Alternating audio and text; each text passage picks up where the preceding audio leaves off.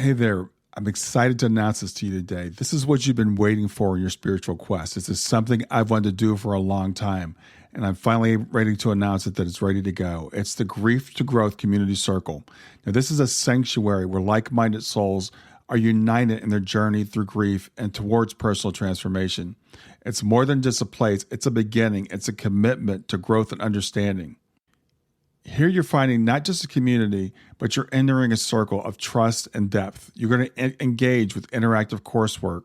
You'll dive into exclusive podcast episodes and partake in discussions that illuminate the path from mourning to empowerment. This is a realm where every question is honored and every individual's journey is validated. To be part of this exclusive circle, visit us at grieftogrowth.com/community or look for the chat icon at the bottom of every page on the main website. Remember that entry is a privilege because I want to ensure that every member is as dedicated and genuine as you are. You must apply to join, but the journey within is worth every step. So go ahead and join us today. Check it out, grieftogrowth.com/community, and I look forward to seeing you there. Hi there. Welcome to Grief to Growth Podcast.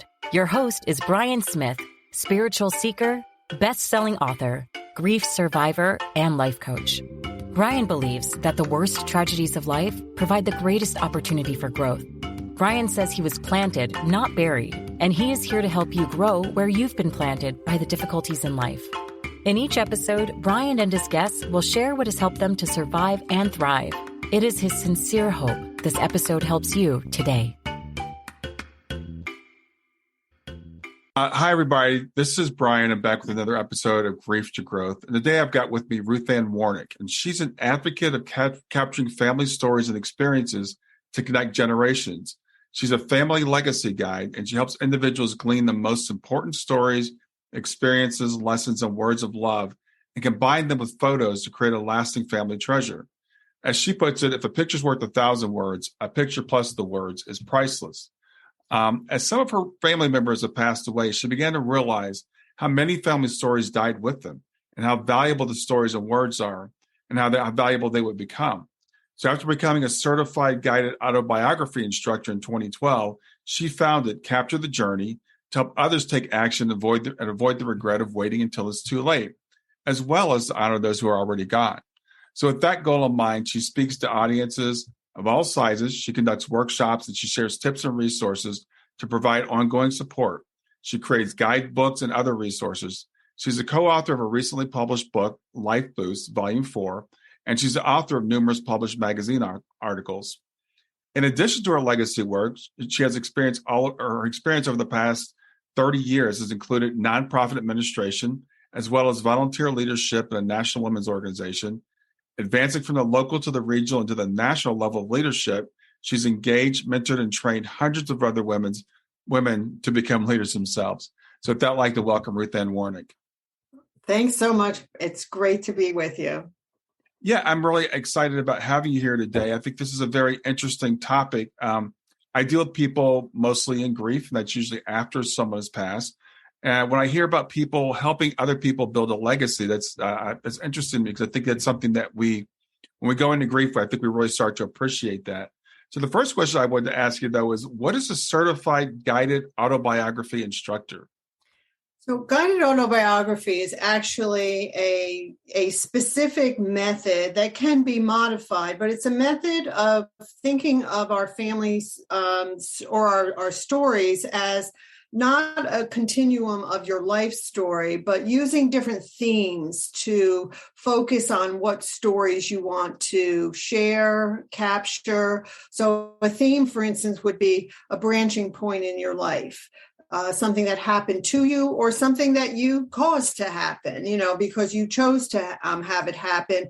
But it's a branching point, a new direction that you took. And how was that an opportunity? Was it something you had to overcome? So that's an example of a branching point. Of a theme that we use in guided autobiography. So it's helping you think about topics that you would write about, as opposed to a chronology, like this is what my childhood was like, or this is what my young adult life was like, and breaking it down in time snippets. It's more about experiences and themes and topics. So yeah, so it's just a method of breaking it down. And was there a particular event that got you interested in helping people develop autobiographies and capturing their journey?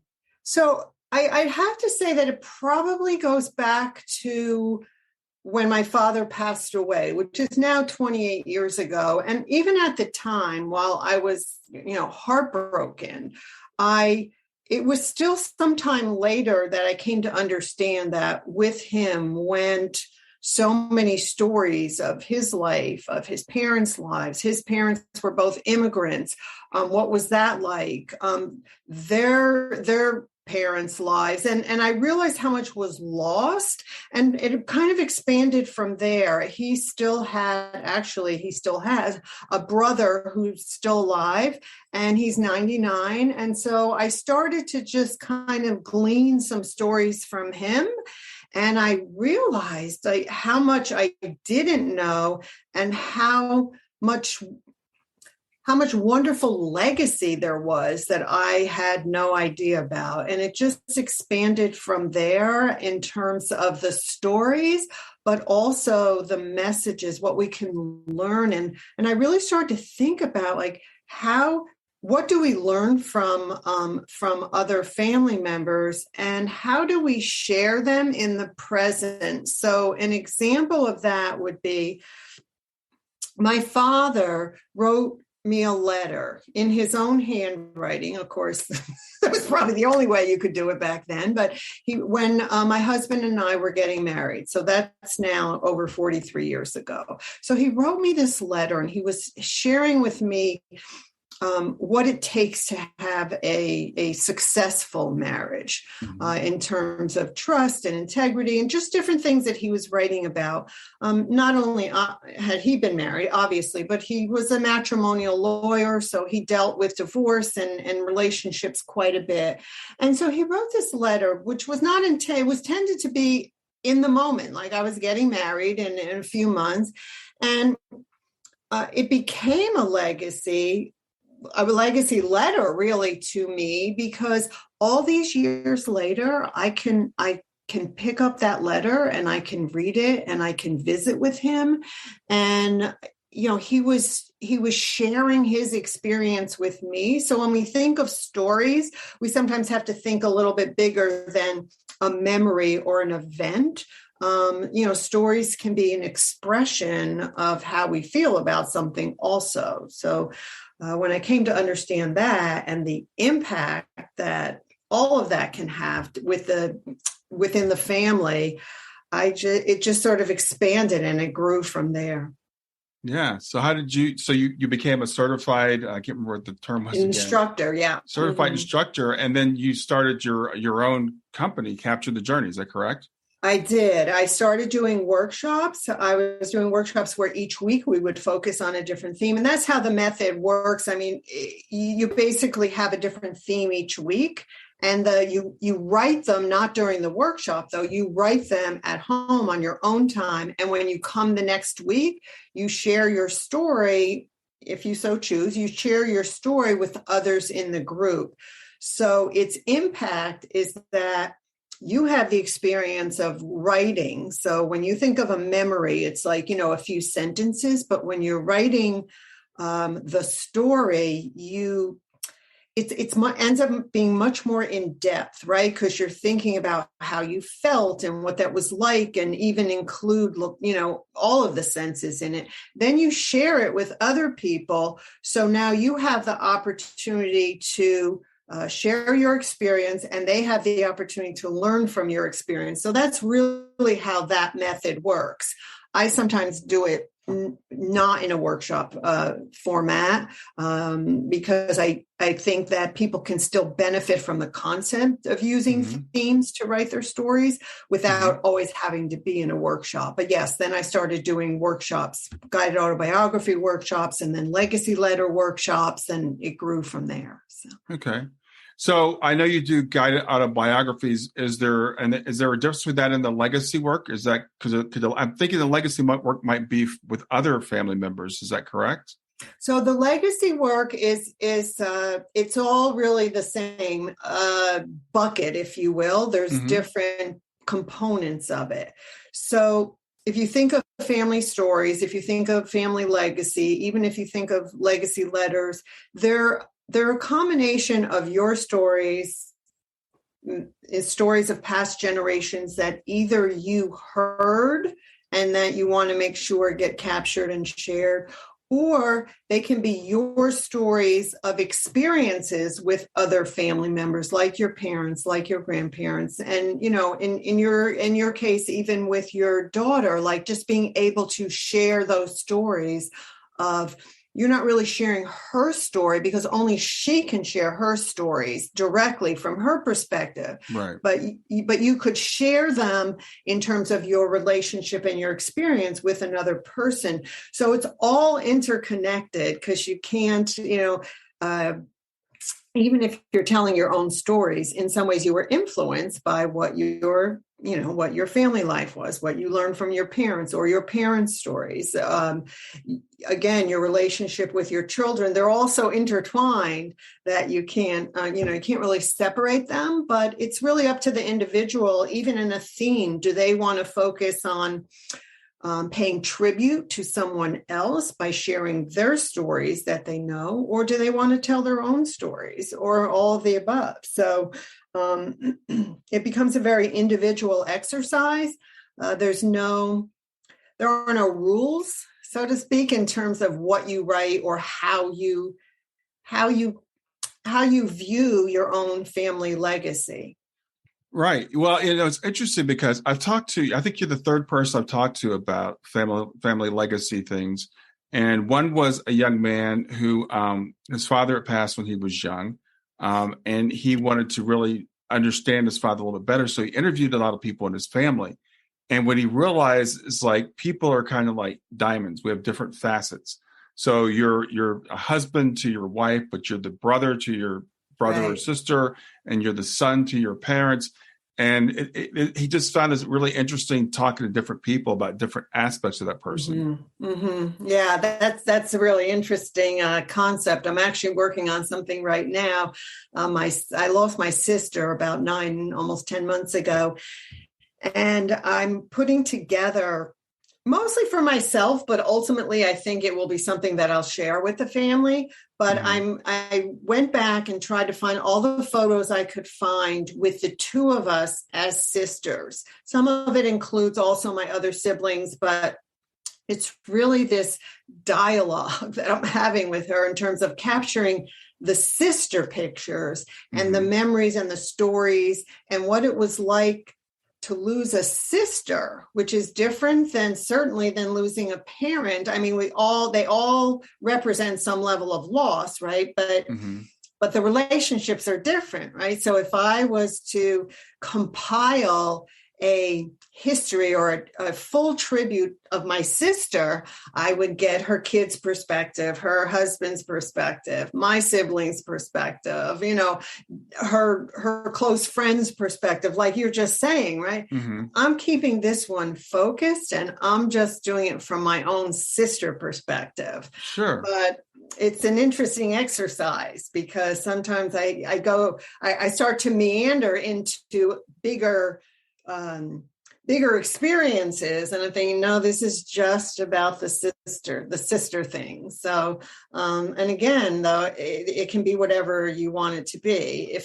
I think what I'll end up doing is sharing it with my family in a way that they can then add, I won't say onto it, but if they wanted to add into it for their own benefit, they could. For me, it's just about my relationship with my sister. But if they want to, contribute, that's up to them but that's their own project. That's not my project. That's their project. Right. Well, as you're saying this, I can see your face light up as you talk about your sister, and I can tell, the finished product is important, but it seems like it's more about the journey. It's more about the exploration and the memories that you're having as you're doing that. Yeah. It's been an interesting experience, and because the loss is relatively recent, less than a year, I'm doing it in a way that instead of writing about her and our experiences, I'm doing it as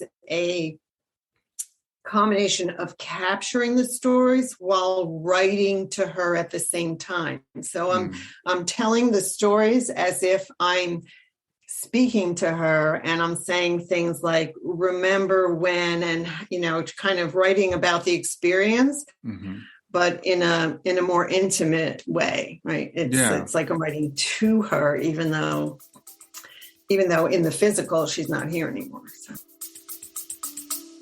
Stay with us. We'll be right back. Hey there, something I want to tell you about today. My podcast platform, Buzzsprout, has recently made it easier for me to allow you to support me financially. Go to www.grieftogrowth.com/subscribe. That's grief, the number 2, growth.com/subscribe. And once you're there, you can sign up to support me financially. Now, you can do it for as little as $3 a month, or of course, as much as you'd like. If you do that, you'll get access to bonus episodes, and you'll see those in the regular feed. They'll have a lock on them. But when you become a subscriber, you'll actually get access to your own private feed, and you'll be able to listen to the regular podcast along with the bonus podcast for the subscribers. I want to thank you for listening. I want to thank you for sharing the podcast. And I want to thank those of you who support me financially. Have a great day, and on to the episode. Well, that's such an important part of going through the grief process, because we have to, in a way, learn to let go of that relationship in the past, but it doesn't mean the relationship is over. We're just forming a new relationship. And so as you do these memories, and as you write to her, as you're still communicating with her, you're shifting that relationship from the physical connection to the other connection that you have now. Yeah. And the other thing that I've noticed, I've lost both of my parents, I've lost friends, I've lost other family members, but there's something about this sibling loss that is impacting me in such a different way. But generally, with any of the losses that I've had, I have found that the more that time goes by, in some ways it gets softer or less raw, I'll say. But sometimes I struggle with that, even because I think, it's kind of like drifting farther and farther away. And while you don't want to live in that raw pain, I feel like I don't want to sort of have them slip away too far away either. It's just been an interesting experience with this sister loss, which has been a little bit different for me than others. It is. It is. I haven't lost a sibling, and I haven't even lost a parent. I've lost in-laws. Well, my mother-in-law has dementia, so she's practically gone. And my father-in-law did pass from dementia. And when you lose someone on your same level, let's say like a sibling, that's different than a parent. And when you lose someone, a generation behind you, that's an even different experience. Right. And grief is interesting because there is a fear of forgetting them, of letting go. Am I going to remember their voice? And as we start to heal, there can be guilt. Should I get over this? This is such an important part of my life. So that it's a very complicated thing. And what you're doing is allowing you to feel, all of those feelings as you're going through this experience. And again, to reinforce the fact that your sister will always be with you by remembering these stories. I love the way you said you're sharing them with her. You're saying, remember when. I think that's really important. Yeah. It's just, I'm sure that some of that is just not able to let go. Not that you ever let go, but you move, you move forward through your life though. And so I feel like I need to have this not just connection through the process of doing it, but then I will ultimately be left with even if I'm just putting the stories in a box, I will be still left also with these things that I wrote at this moment in time. And that's another thing about writing stories, is that when you're capturing them or recording them, you're recording them at a moment in time. You could record that same story in 10 years and you could have a different perspective about it. So the whole process of just capturing the stories is an interesting one. So. Well, I think there's a subtle difference between moving on and moving forward. And sometimes we're told, well, you have to move on. You have to let go. And as someone that works with people in grief, especially I work with a lot of parents who have lost children, we really bristle at the idea of letting go. We're never going to let go. Right. And that's not an unhealthy thing. We have to let go of the physical. We have to acknowledge that is no longer here, but there's something maybe even deeper, something different that we can build. And I can see how this process can really help to make that transition. To again, when we're in grief, we've got to feel all those feelings, the pleasant ones, the unpleasant ones, the guilt that's going to come up, and all those things. We just have to let them flow through us.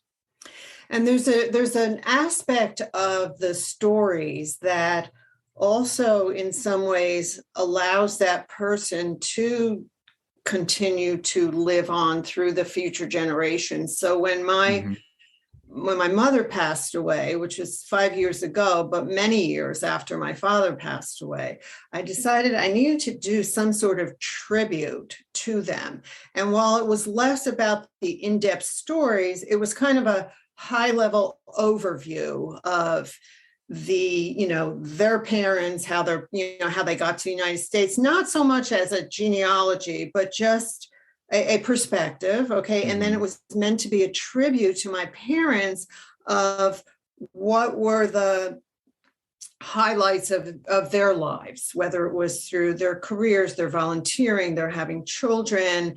And I added photos to it as each of their children married, and then we had children, and now we're into the next generation after that.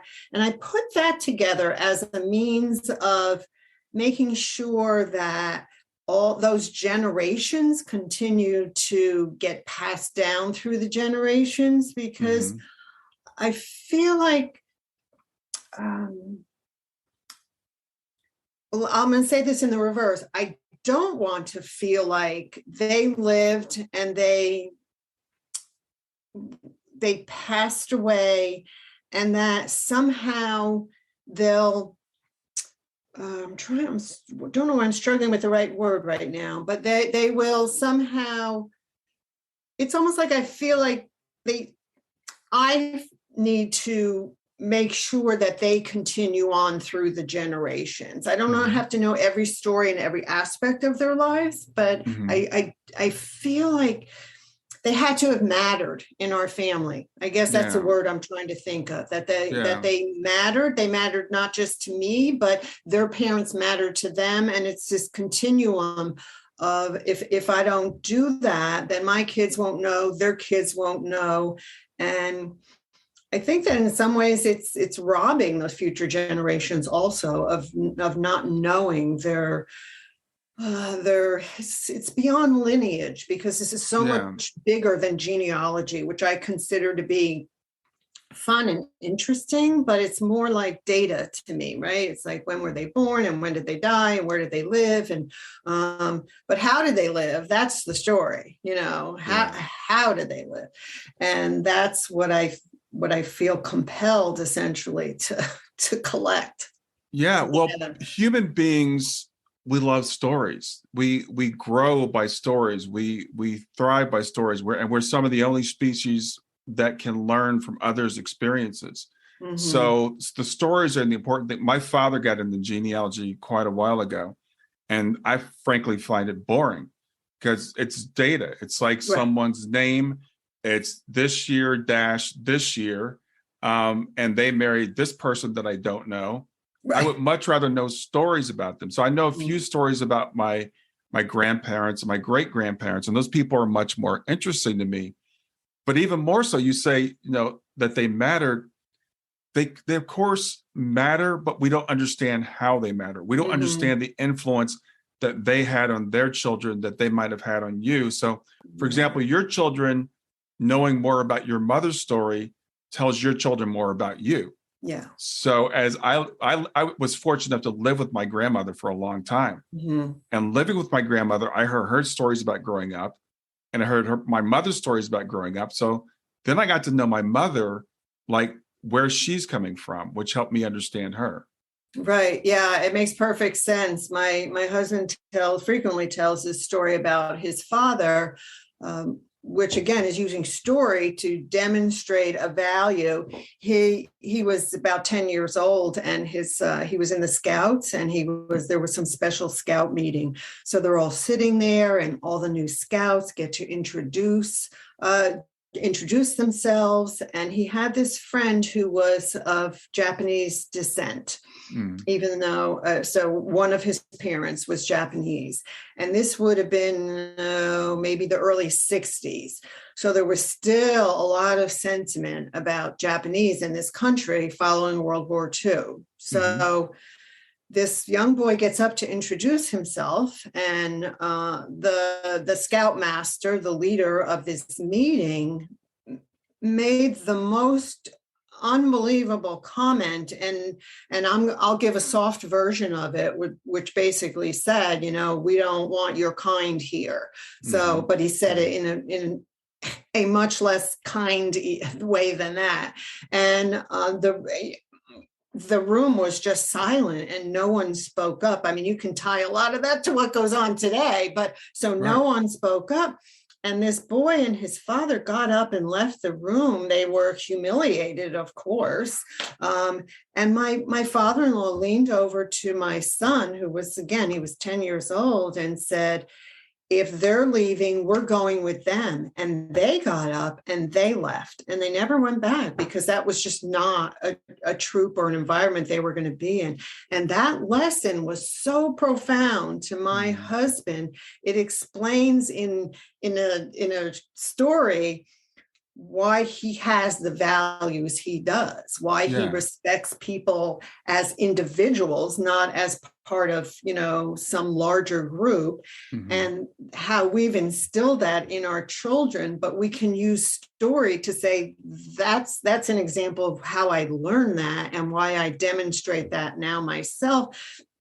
So just that one story can teach so much about who their grandfather was. Like when we share that with our children, who their grandfather was and what his character was, how my husband, came to have the values that he has. And then, of course, they get to also understand how people just formulate these opinions of groups of people, as opposed to individuals. I mean, when my daughter was young, she used to say to me, Mom, why are people so mean? Why are people like that? I mean, when she was a young child. Now, I don't know if that was because of things that were going on in school. I have no idea, but it was very interesting question for a young child. But I couldn't really, I couldn't give her an answer except to say that's kind of learned behavior. Just like values and good character are learned behavior, the other is also learned behavior. So I guess I went off on a little bit of a tangent there. But what I'm saying is that's the power of stories. Is like, why does someone act like that? When you understand their stories, where that came from, you get insight into who they are. Stay with us. We'll be right back. Hi there. I'm really excited to tell you about my latest ebook. It's 4 lessons that you can learn from the near-death experience without going through all the trouble of dying to learn them. I've been studying NDEs for several years now. I am completely convinced that not only are they 100% real, but that there's some very universal wisdom that we can get from the near-death experience. And I've distilled that down in this book into 4 short lessons. And I've also given you all the reasons why I believe that NDEs are absolutely real. So go to www.grieftogrowth.com/NDE lessons to pick it up for free. www.growth.com/NDE lessons. I hope you enjoy it. Yeah, and that goes both ways. There was a class I took many years ago. It was fantastic. It's called "What You Are Is Where You Were When," and the guy talks about the fact that we're all products of our environment, at least to a certain extent. So I love to get to know people's backstory because then you can relate to them much better. So my father-in-law is a Black man. He's passed away now, but as a Black man, he was raised in the segregated South. And, so I met him when I was pretty young, 35 years ago. And, he didn't really trust white people very much. And I'm like, well, that's kind of racist. That's not really a good thing. But then I started hearing his stories about what happened to him as a child growing up in Kentucky in the segregated South when he was delivering groceries and he wasn't even allowed to walk in the front door, things of that nature. So you understand where people are coming from. It really helps you to have more empathy for that person, as opposed to, that person's just racist. They're just, they're a bad person. So we're all coming from somewhere. And I love, with your, doing this project, again, we can find out from our families some positive aspects maybe, but also why there's some negative aspects of our family, some things we need to break. Right. Absolutely. That's absolutely true. And yeah, there are many stories like that. And having just moved back to the Pacific Northwest from living, 30-ish years in the South, that was an interesting experience for me, actually, because I was raised in the Northeast near New York, in a very diverse community.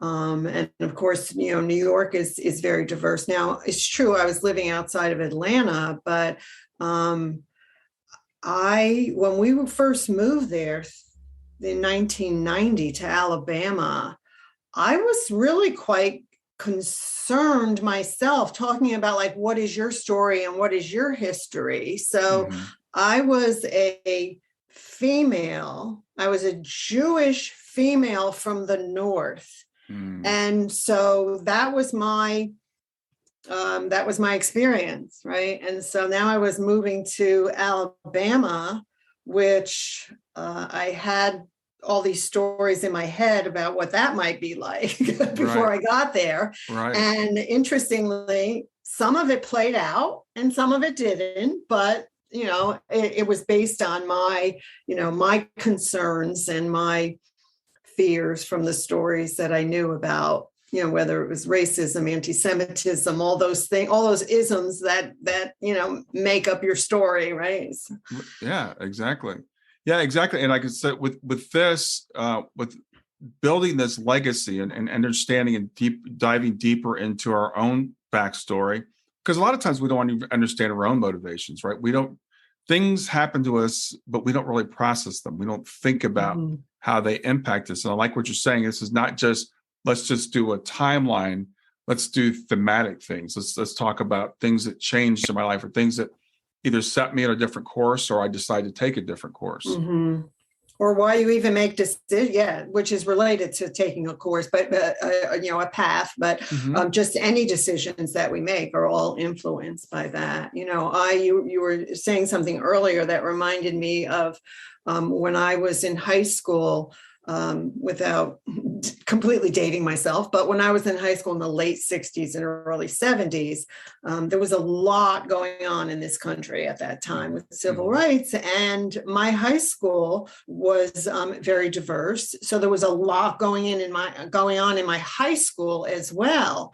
And I wonder how the different people in my high school now, these many years later, how all of that influenced them, either in a good way or in a bad way. Like for me, it helped me understand not only the challenges and struggles of racism and civil rights. It really helped me understand what that really was, because when I was growing up, I didn't really understand all the civil rights issues. So in high school, it kind of was blowing up in the country, and it was blowing up in my high school.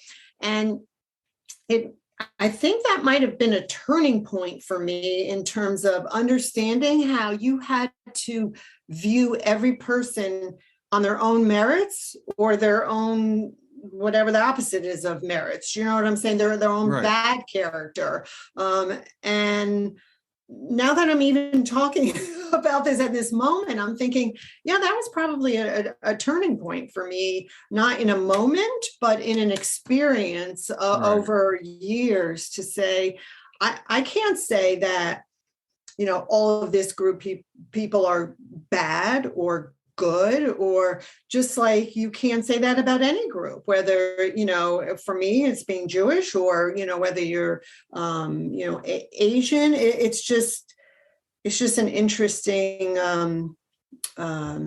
perspective of understanding why people are the way they are. Not that you have to always get so deep about it. Sometimes, I could just tell about my high school experiences, but what I'm doing is I'm putting it in the context of not going to high school in that community today, but what it was like during civil rights, right? So if you think of your life, if someone's much older now and they're, let's say, a World War II veteran or even a Vietnam veteran, right? That was a time period in history. So if you're younger and you're formed by the war in Iraq or by 9/11 or other things going on in the world, that's going to be your lens through which you see things, right? Right. Well, and the thing is, as I was saying, the course I took was called "What You Are Is Where You Were When," but we still have a choice. And so by doing this legacy while we're still alive and understanding our own motivations, because a lot of times we just run on programming. We play up the program in our head that our family might have put into us. An example for me is my parents were like, get a job, work for a big corporation, work for IBM, which is I did work for, work for the utility company, retire from there, and just play it safe. Owning your own business was not something people in my family did, and they thought it was a bad thing. My uncle owned a restaurant and struggled and worked really hard. So my parents looked at owning your own business as like something you don't want to do. And so I had to realize at an early age, it's like, that's their thing. That's not my thing. And so when I decided to start my own business, my parents were like, are you sure that's what you want to do? You don't want to, continue to work for a big company? And I'm like, no, because I realized that was a value that they had, not a value that I necessarily had. So I just finished up a long-term program that I was in, and in the very beginning of it, we had to identify what our point of view is. It doesn't have anything to do necessarily with your business, but it could, but it doesn't have to. It's the lens through which you see the world. And you just made me think of, my point of view is that other people don't determine what you're capable of.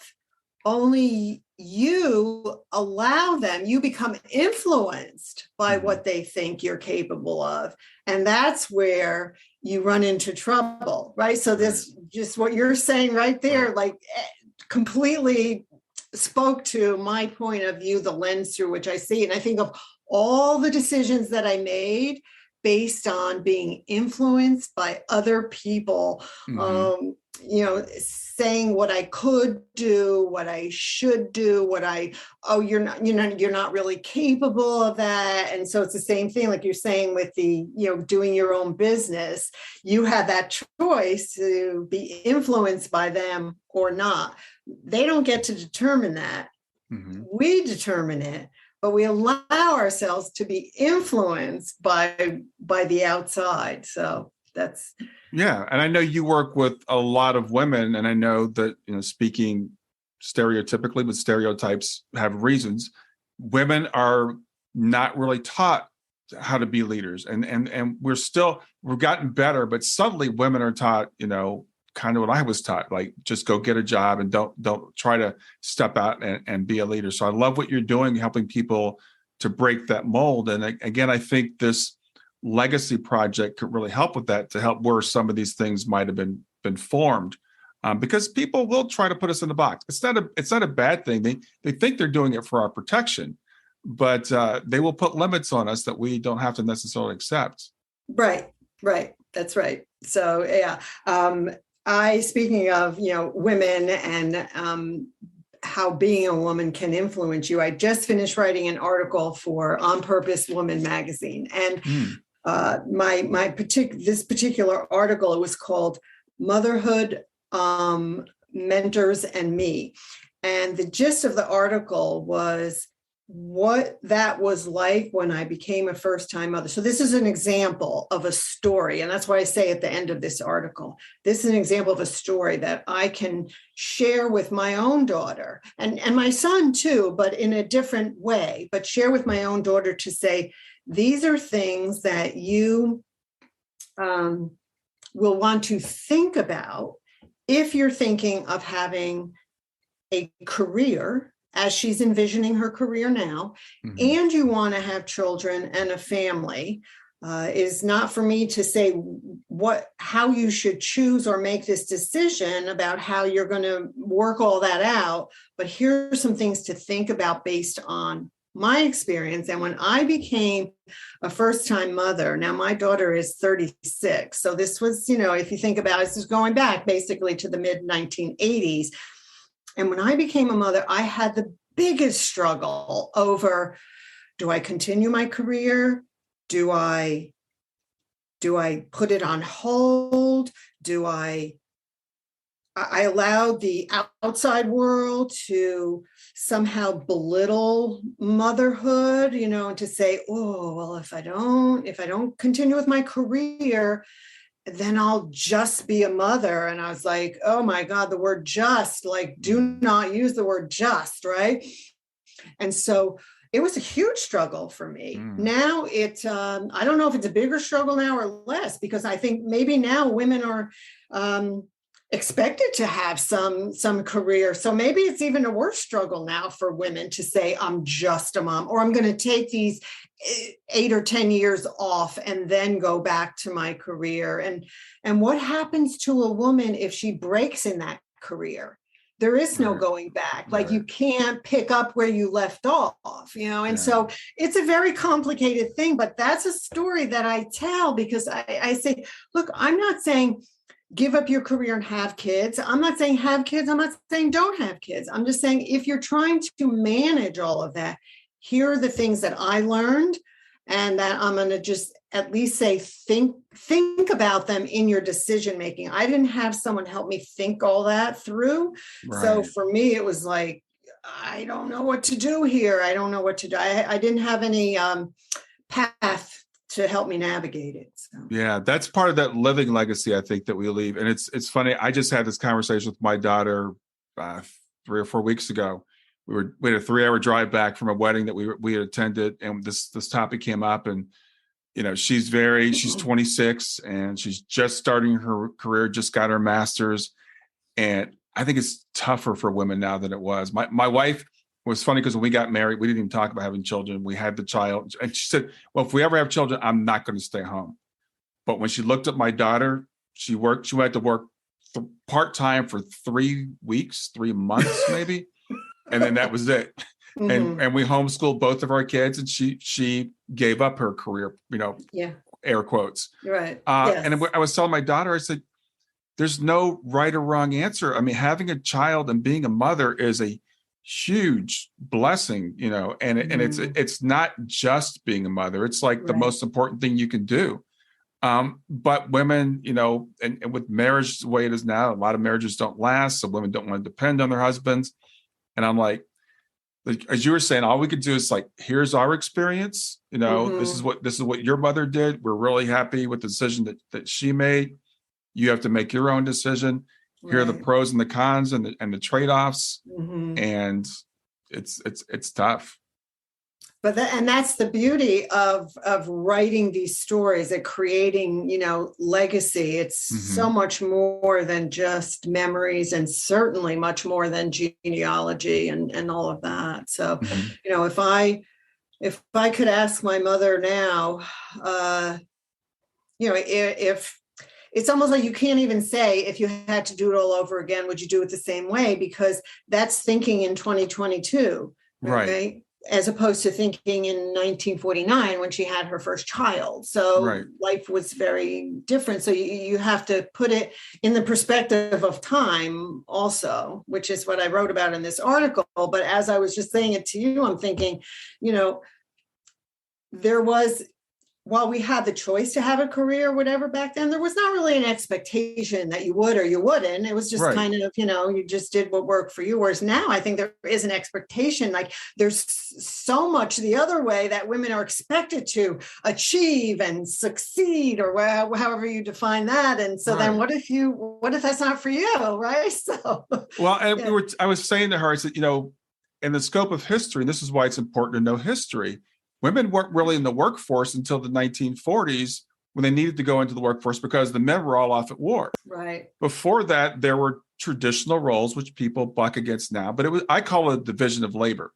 So one person took care of the household and the other person went out and made the money. Paycheck. So now with both people trying to make the paycheck, unless the husband's going to pitch in and take care of the household, this is what I was saying to my daughter, then it's a double burden on women. I mean, imagine trying to work 8 hours a day and then pick up the kids from daycare and then come home and make dinner and help them with their homework and take them to soccer practice. That sounds impossible to me. Yeah, I did that for a short time while I was in that phase, deciding. I was like, that is not going to work for me.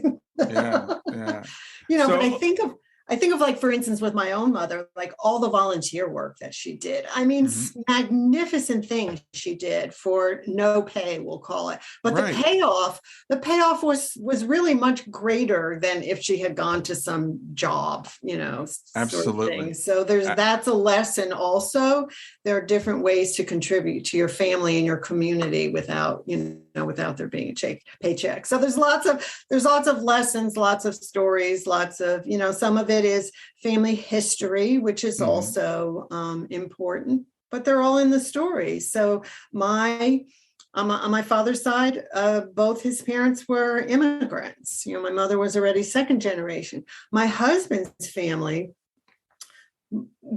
came to the West, came to Oregon in the 1870s, 1880s, something like that. I'm thinking now those are stories too. Like, why would you do that? How did you do that? How did you get here? What was that like? And, that's 100 and whatever years ago now, 140 or 50 years. Yeah.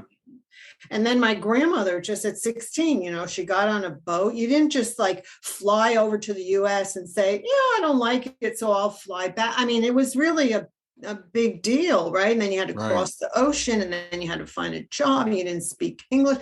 All those things. I'm like, that's also part of who we are. I just don't have I only have the data. I don't have the stories.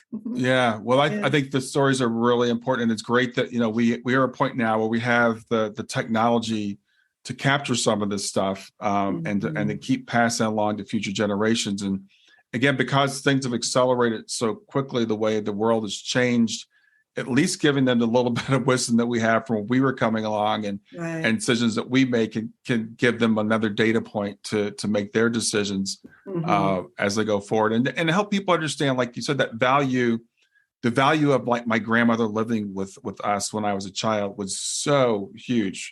She lived with us for like 13 years and getting to hear her stories firsthand and watching the way that she cooked and hearing about the way she grew up was a really big part of who I am today, and she passed away 40 years ago. Well, hopefully you're capturing some of those stories and getting those down in writing too, the stories you remember from your grandmother. So. Yeah. Well, that's a big, what I'm doing right now is part of that. The reason when Shayna passed away a week later, I started a blog and I blogged pretty much every day for the first 4 years. And I still blog a couple of times a week, and I'm like, in case Kayla ever wants to see this, in case she ever has children, that they want to see that. My grandfather was a pastor and he wrote a lot. So I do have some things from my grandfather and I'm like, I want to leave that. And I love what you're doing, helping other people to formalize that process. So tell me a little bit about the process. How does the process work?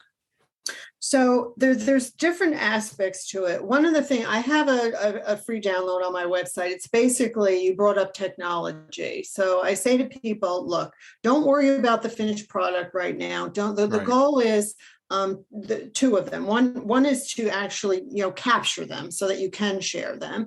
And the other is the experience of doing it and gathering them and capturing them is an experience in and of itself. So I talk about, 7 no-tech, low-tech ways to capture family stories. And you mentioned technology. So, you have your phone and you have Zoom and email. I mean, there's so many ways now to get the stories. If you have older generations who are still living, they are like a gold mine for you. So when you're done listening to this podcast, you should call them, email them right away. Right, and right. get the stories that you can.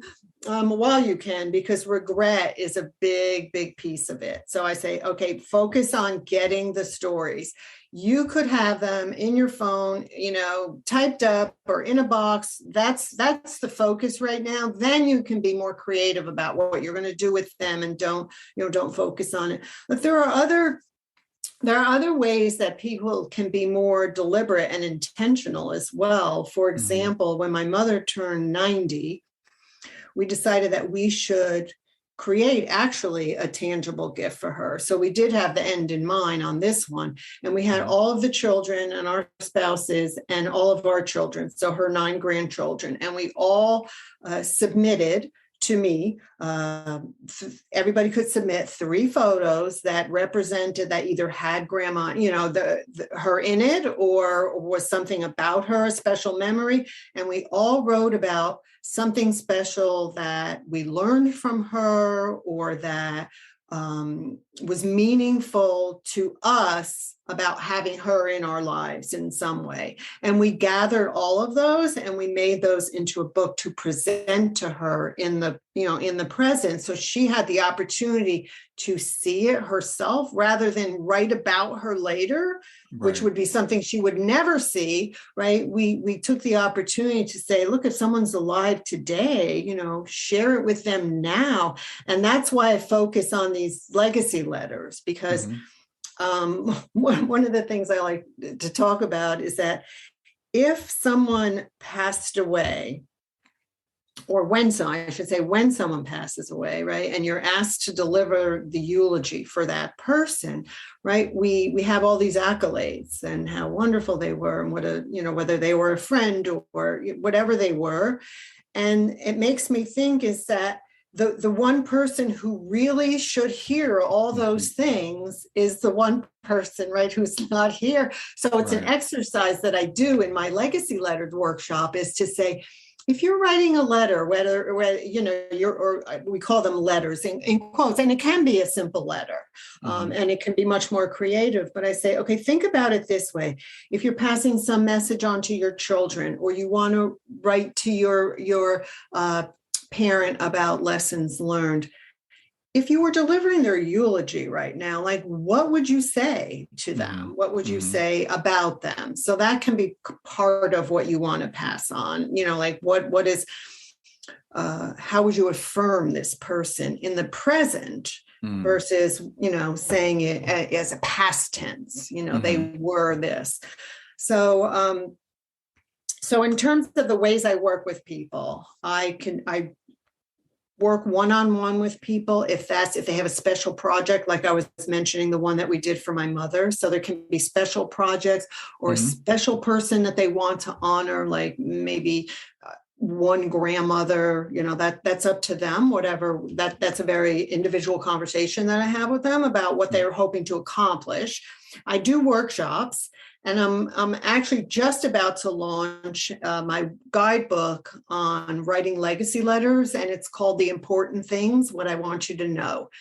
And it's really a step-by-step guidebook of how to figure out what to write, if you're going to include photos, what photos to include, what it is that you want to say and who you even want to write to. So I do workshops around that. And, as I said, and then this guidebook, and I have other resources as well. So I can do it both ways, in a group setting or in a one-on-one situation.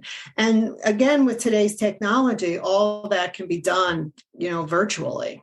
Right. So I can do a workshop with, people from anywhere in the world, essentially, or even doing the one-on-one. It can all be done with scanning and with Zoom and all of that, interviewing, and so that's how that's how I like to work with people. Is really to get. I'm not doing it for them.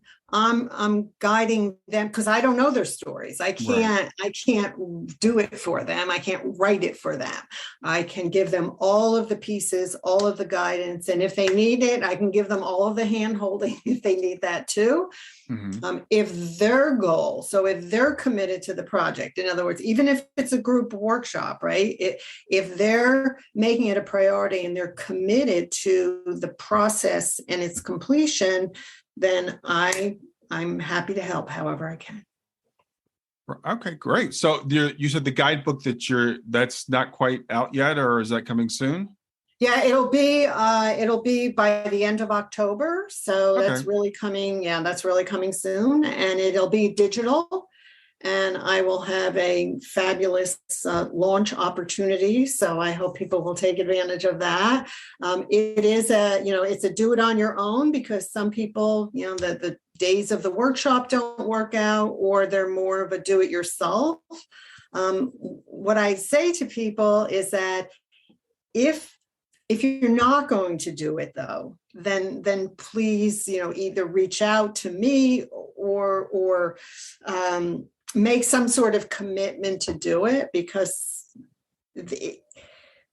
it's not that people can't do this another way. What I say is you can, but will you? So in other words, if you don't have the structure of the workshop or the structure of the guidebook or or even a one-on-one situation, it's like many things in life. It just time kind of has this way of wandering around. Yeah. Well, we all have so much to do, and so many times the urgent crowds out the important. So we spend all of our life chasing things that are urgent, and we don't get around to the things that are important until it's too late. And we all have limited time here, and we don't know if it's going to be us. We assume that our parents are going to go before we do, but we don't know that. Right. So we have to work on our own legacies as well as capturing the legacies of those people that we really want to have that, while they're still here. So having an intentional way of doing this is a very important thing. Yeah, I work best with deadlines. I think most people do. If I know, I have to get something done by a certain time. And of course, something like, talking about, legacy capturing and story capturing, there's never really a deadline unless you self-impose one, because you're committing to getting it done. So in the case of my mother, yes, it was her 90th birthday. So we had a very clear deadline. But if you don't have something like that, you have to create a deadline, which just means you're committing to getting it done. And it's only the individual can determine how important it is to them. Well, what I can share with you is the number one thing that people say to me when I share what I do. The number one thing people say is, I regret. That's like the first thing that comes out. I regret that I didn't either say it, write it, capture it, share it. I didn't get around to it. Like, someday I'd like to do that. And I think, there is no such thing as someday, there is, but it never comes. Let's put it that way. Someday is not a deadline because someday never comes, right? So, or almost never comes. So it's a matter of having a deadline, just like anything else. If you have something due, if you have something, no matter what it is, whether you're an entrepreneur, whether you're not in the working world at all anymore, whether you're an employee, right? If you have a deadline, you have to get it done.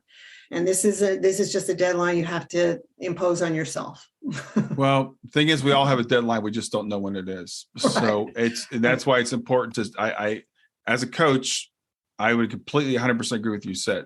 what you said, set a deadline, whether it's a workshop date and even if it's, say, 6 months out, but make it a date, put it on the calendar and say, I want to have this at least started by then and have a plan. Like you said, I love what you're doing. And I think that everybody should do it. But even if it's just grabbing your phone and grabbing someone old, an older person in your family, and just start capturing the data, just so you have something to work with. Agree completely. And it's a process. So whatever you have is more than you had before, right? So I just have so many people say, oh, I wish I knew more. I wish I had taken time. And like you said, it's a deadline but you don't know when it's coming, right? Exactly. Right.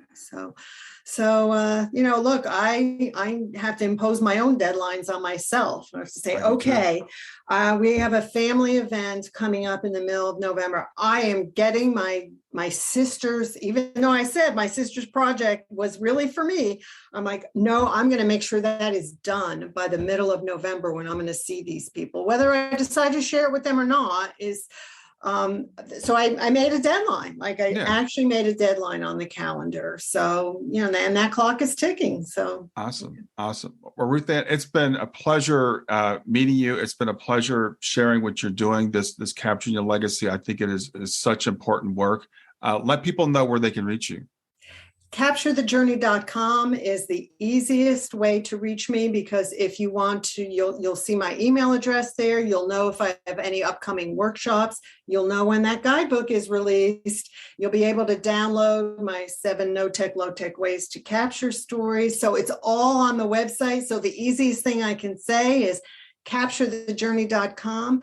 And I would love it if you would download my 7 no-tech, low-tech ways, because then you'll automatically know when other things are coming up. And also any resources, tips, anything that I share, you'll automatically get. So you'll be in the know. Great. Thanks a lot. It's great to see you. Enjoy the rest of your evening. Thanks so much. I really appreciate this time, and I appreciate hearing your stories as well. So thanks so much. Thanks for listening to Grief to Growth. Brian hopes that you find this episode helpful and will come back for future episodes. Brian's best-selling book, Grief to Growth, Planted Not Buried, is a great resource for anyone who is coping with grief or knows someone who is. If you enjoy the podcast and would like to support it, there are 3 things you can do to help. The first is to share the podcast with someone that you think it will help. The second is to go to iTunes, rate, and review the episode. The third way you can support the podcast is by becoming a patron. Head over to www.patreon.com/grief2growth. That's patreon.com/grief, the number 2, growth, and sign up to make a small monthly donation. Patrons get access to exclusive bonus content and knowledge that you are helping to spread the message of grief to growth. For more about Brian and Grief to Growth, visit www.grief2growth.com. Hi there. I hope you enjoyed this latest episode of the podcast, and I'd love to hear your thoughts. What questions came up for you? What did you like about it? What didn't you like about it? I invite you to visit us at grieftogrowth.circle.so. That's grief2growth.circle.so to continue the conversation with me and with other listeners. It's a space to sound off, to share reactions, and to go deeper into the topics from the show. I look forward to chatting more, and I hope to see you there.